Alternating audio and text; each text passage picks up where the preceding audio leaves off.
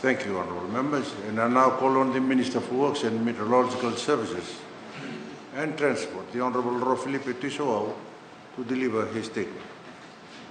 Thank you, Mr. Speaker, sir, the Honourable Prime Minister, Honourable Leader of the Opposition and the Members of Parliament. I rise today as the Minister for Public Works and Met Services to provide the House with an update of water in Fiji. As I speak, sir, countries around the world are meeting and taking stock of the progress they have made during this UN Decade for Action on Water and Sanitation. The decade from 2018 to 2028, 5 years in, globally the focus is on mid-term comprehensive review of implementation. As a country, Fiji is also working towards the UN Sustainable Goal targets for water and sanitation. As of today, nationally 82% of Fijians now have access to water supply. This number is close to 98% in urban areas, with more work to be done in providing access to water in rural areas. Access to water supply is not the same as access to reliable 24/7 water supply. I acknowledge that those of you who live in Suva don't have to be reminded of the difference in the two. I will brief the House on unique challenges of the Suva area, Greater Suva area, and the coalition government's plan to improve this situation. Unreliable water supply and disruptions not only cause unnecessary pain to thousands of Fijians, it also has a significant socio-economic toll, which loss productivity and impact on all key economic sectors.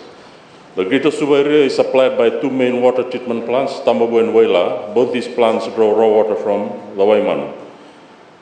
Tamabua water plant was built in 1961, and the plant has design treatment capacity of 60 million liters per day. Waila treatment plant was built in 1982, and that plant has a design treatment capacity of 95 million liters per day. When the two treatment plants were built, the total population of the Greater Suva area was less than 100,000. Today, Mr. Speaker, sir, 360,000 people live in the Greater Suva area. The Greater Suva area population has tripled, but it's still being served by the same two treatment plants. What is important to note is that today, just to meet the demand, Water Authority runs these old plants at 110% of their designated capacity. And despite that, there is still a daily shortage of 3 million liters between supply and demand. We have all had our disappointments with the Water Authority of Fiji. When the tap runs dry in the morning, we all need someone to blame. But I respectfully ask the House to indulge in me in the daily magic we expect from Water Authority. Mr. Speaker, so we are relying on the Water Authority to produce 110% of design capacity from the two 40-year-old water treatment plants. The Greater Suva area also has no redundancy whatsoever, which means that even with one failed pump or one faulty switchboard, it brings the entire system to its knees. Water Authority's pipe network is about 5,000 kilometers, and most of it is old and failing. In March this year alone, Water Authority had responded to 150 burst mains. This, when compared to the international benchmark of 3 burst mains annually for every 100 kilometers of network, is a huge task. What the benchmark tells us is that we have our pipe network in an ideal maintained condition that should be no more than 150 burst mains throughout Fiji every year. Today, the rate at which new burst mains is greater than Water Authority's ability to fix, given its budget and resources. So the assets are old and need significant intervention. We cannot continue to bleed at this rate. In addition, non-revenue water, in other words, the water that gets lost through leakage, is now costing the authority $23 million annually. Leakage detection and rectification will be intensified and properly resourced. Water Authority has inherited age-old infrastructure. I heard those sitting on the opposite side talk about this aging infrastructure many times. I always give credit to where credit is due. They were right when they said infrastructure is aging. What they failed to understand was that aging infrastructure cannot magically heal itself in its investment. The coalition government understands that it needs to work with our funding partners to get the funds we need to build resilient infrastructure. That is being actively pursued right now.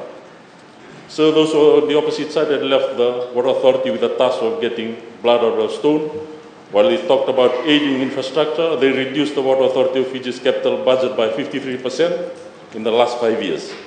And repairs and maintenance budget was also dropped by 59%. This will not be the case with the coalition government. We are midway into the decade on action on water and sanitation, Mr. Speaker, sir. If access to 24/7 reliable water supply is a challenge, the task of providing access to proper sanitation is even more challenging. As a nation, we have achieved very little on providing access to proper sanitation. If we continue on the current trajectory, Fiji will not be able to meet the UN Sustainable Development Goal number 6, targets for sanitation by 2030. Presently, only 23% of our population has access to proper sanitation, and the impacts on health and environment is significant. In our urban areas, we do have wastewater collection and treatment. The sewage network is already reaching capacity, and wastewater treatment plants reaching the end of their design life.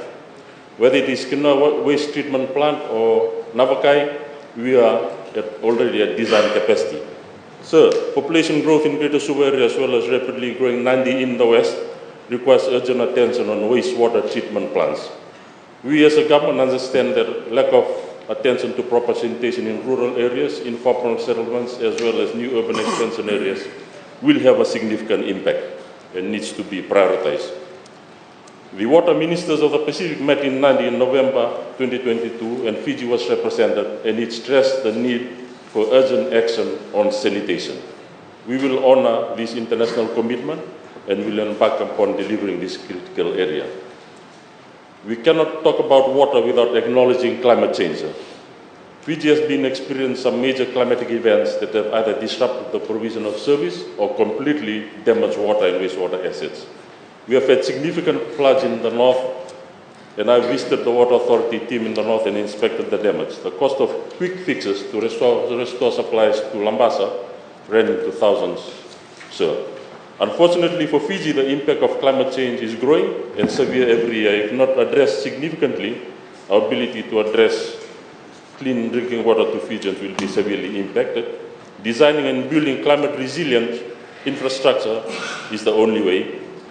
Hydrology data also indicate more fluctuations in river stream flow at Sabura and Wela worsened by climate change, human activity, silting, and soil erosion. So the World Bank has done a climate vulnerability assessment report for Fiji in 2017. The cost to reduce Fiji's vulnerability to climate change was estimated in US 4.2 billion. In planning for future infrastructure, it is critical that vulnerability is assessed. Water Authority was created by predecessors with the aim of improving water and sanitation. It would be fair to note that the aim of which the Water Authority was created is yet to be achieved. A capable and financial and viable water authority will be able to deliver its intended aim. It's critical for Fiji's economy. In February, I met with the Asian Development Bank team looking at Water Authority's journey from its inception to now. It was their conclusion that the current legal, regulatory, and institutional framework how it operates now is inhibiting its ability to deliver water and wastewater services. The issues raised is being reassessed and will be acted upon. The corporatization of Water Authority is critical for its ability to access various funding models that are currently not available to it. I should make it clear that corporatization does not impede the government's ability to provide subsidized water and wastewater services where needed. Incentivizing water mitigation measures to expand these measures is being looked into.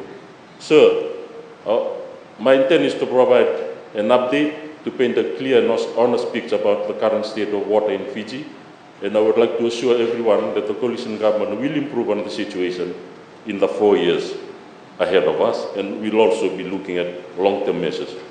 So the river water supply will bring online additional 40 million liters of water per day into the Suvarnosuri system. The project construction is on track to be completed by July this year. It will be a big boost for the greater Suvarnosuri area and end the need for intermittent supply in parts of the system. I've met the project managers and key contractors on site at Viria and impressed upon them that this system must come online in July. I thank my predecessor, Honorable Choni Usamati, for his role in the project, and it is my duty as a succeeding minister to see that it is completed on time. I'm personally monitoring the project progress. We also need to improve the water supply network redundancy, and we are looking into emergency works that are required to create some redundancy in the system, allowing Water Authority to help maintain critical assets without bringing the entire system down. Extra reservoirs in strategic locations is being looked into. Mr. Speaker, sir, to mitigate the current challenges with water supply in the Lautoka area, there is urgent need for additional water storage infrastructure to cope with the increasing demand. And we as a government have initiated a scope review of the proposed Nandi flood mitigation project. And we have been advised that a multi-purpose storage would meet flood mitigation as well as water supply objectives. While we work on short-term measures, the reality remains that our current water supply system remains vulnerable, and we need to look at short-term measures, of course, such as water trucks operations. This is an area which we are also looking into. There have been complaints, and these are being currently addressed for better services in this area. I would also like to inform the House that the coalition government has started the development of the Water Sector 2050 strategy. This is a long-term plan for the water sector, bringing together all key stakeholders of the economy, such as tourism, agriculture, industry, etc., regulators, banking and technology. It will focus on improving customer service and delivery of water to citizens. It will prioritize the economics of provision of water services for supporting national development through investments in climate-resilient infrastructure. During the World Water Day, an ideation workshop was held to kickstart this water sector strategy development, and the outcome will be a discussion paper for releasing at the National Economic Summit. So I finish by saying the water and sanitation infrastructure requires long-term thinking, and as an imperative on the current generation to plan for better Fiji. As a nation, for the first time, the Water Sector 2050 strategy will provide us with a national vision on water, and will ensure that we are not in the same position come year 2050. It can still be utilized by Fiji First when it returns to power in 16 years. In addition, I note that there is a need for a national infrastructure strategy.